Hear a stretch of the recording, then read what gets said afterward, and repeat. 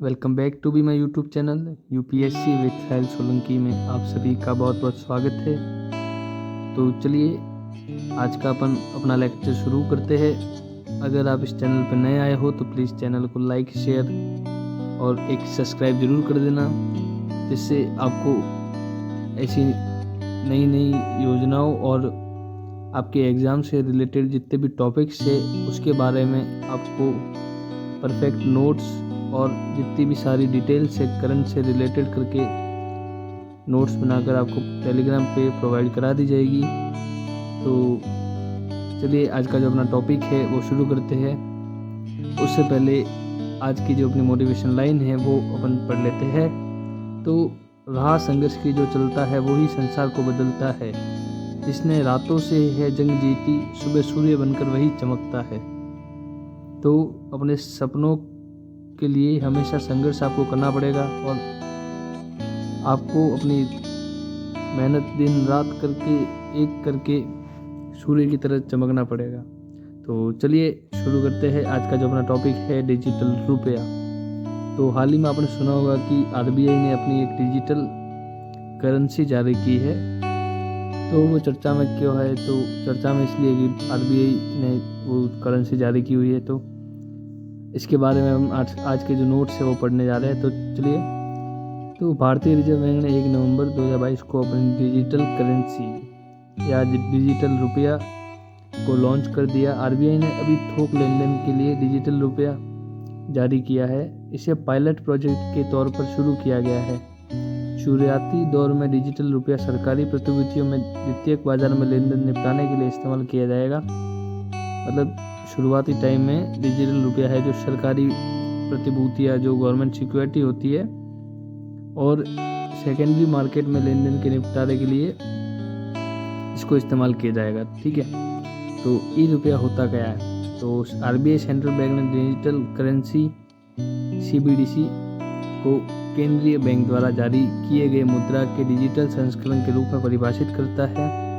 देश की मौद्रिक नीति के अनुसार यह केंद्रीय बैंक द्वारा जारी एक संप्रभु या पूरी तरह से स्वतंत्र मुद्रा है। लीगल टेंडर एक बार आधिकारिक रूप से जारी होने के बाद सीबीडीसी को 3 पक्षों नागरिक, सरकारी निकायों और उद्यमों द्वारा भुगतान का माध्यम एवं लीगल टेंडर माना जाएगा। आपको पता है कि जिस करेंसी का यूज़ हम डेली यूज़ में या अपने मार्केट में या कहीं पर यूज़ करते हैं वो लीगल टेंडर मानी जाती है। जैसे हम जितने भी नोट्स यूज़ करते हैं वो एक लीगल टेंडर के रूप में माने जाते हैं, और जो दूसरे गोल्ड के वगैरह कॉइन आते हैं वो एक लीगल टेंडर नहीं माने जाते। तो जैसे डिजिटल करेंसी है उसको आने वाले टाइम में लीगल टेंडर माना जाएगा। तो सरकार द्वारा मान्यता प्राप्त होने के कारण इसे किसी भी वाणिज्यिक बैंकों की मुद्रा या नोटों में स्वतंत्रता रूप से परिवर्तित किया जा सकता है। ठीक है, फिर क्रिप्टो करेंसी से भिन्नता, मतलब जो क्रिप्टो करेंसी होती है बिटकॉइन वगैरह, तो ये उससे किस प्रकार अलग है? तो क्रिप्टो करेंसी की अंतर्निहित तकनीक डिजिटल रुपया प्रणाली के कुछ आयामों को कम कर सकती है, लेकिन आरबीआई ने अभी तक इस पर फैसला नहीं किया है। हालांकि बिटकॉइन या इथेरियम जैसी क्रिप्टो करेंसी प्रकृति में निजी है।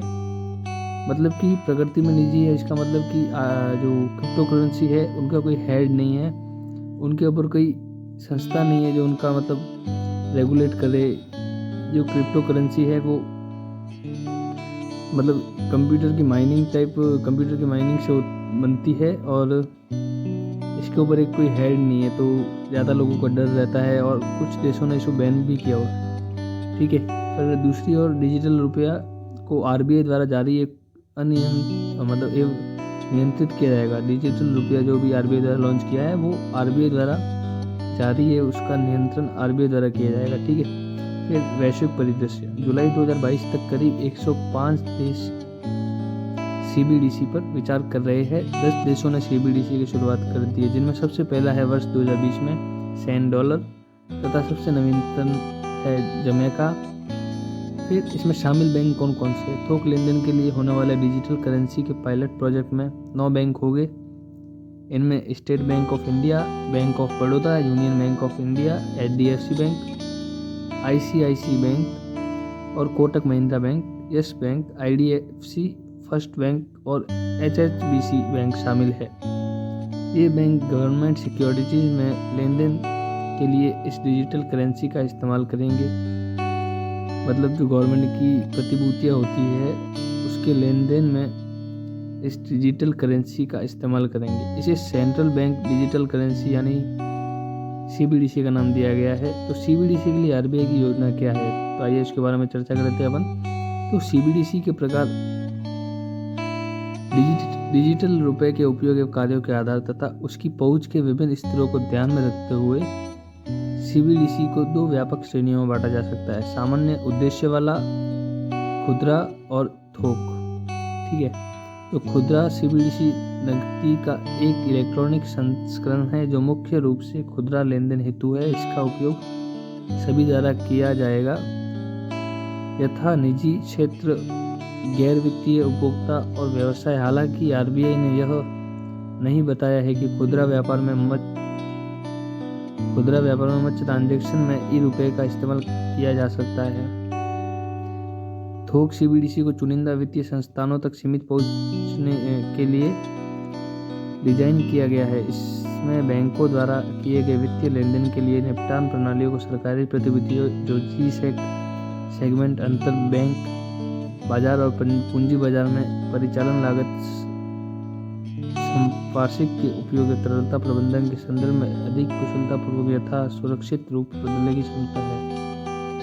और ऑनलाइन और ऑफलाइन मोड में उपलब्ध एक विकल्प के रूप में ऑफलाइन कार्य क्षमता CBDC को इंटरनेट के बिना लेन देन करने की अनुमति देगी और इस प्रकार खराब या बिना इंटरनेट कनेक्टिविटी वाले क्षेत्रों में भी पहुंच को सक्षम करेगी। तो ई-रुपए के फायदे क्या क्या है? जब डिजिटल करेंसी आ जाएगी तो इसके फ़ायदे क्या क्या है, तो आइए इनके फ़ायदे के बारे में जानते हैं। तो भौतिक नकद प्रबंधन में शामिल परिचालन लागत में कमी। जो भौतिक नकद प्रबंधन होता है उसमें जो लागत लगती है उसमें कमी आ जाएगी। फिर वित्तीय समावेशन को बढ़ावा देना, फिर भुगतान प्रणाली में लचीलापन, दक्षता या नवीनता लाना। फिर जनता को ऐसी सुविधा प्रदान करता है जो कोई भी निजी आभासी मुद्राएं संबंध जोखिमों के बिना प्रदान कर सकती है। फिर नकली करेंसी की समस्या से छुटकारा मिलेगा। देश में RBI की डिजिटल करेंसी आने के बाद कैश रखने की ज़रूरत नहीं होगी। जो आप कैश रखते हो वो आपको रखने की ज़रूरत नहीं पड़ेगी। फिर डिजिटल करेंसी आने से सरकार के साथ आम लोगों और बिजनेस के लिए लेन देन की लागत कम हो जाएगी।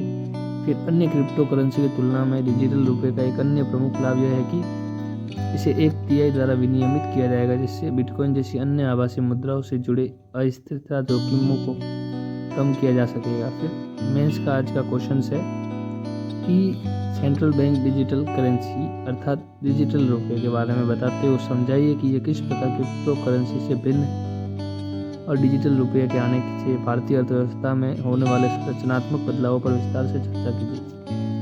तो इसका स्क्रीनशॉट आप खींच लेना, फिर इसका आंसर जो है आप मेरे टेलीग्राम ग्रुप पे सबमिट कर देना। ठीक है, तो आज का लेक्चर अपना समाप्त होता है और मिलते हैं एक नई वीडियो के साथ। तब तक के लिए धन्यवाद।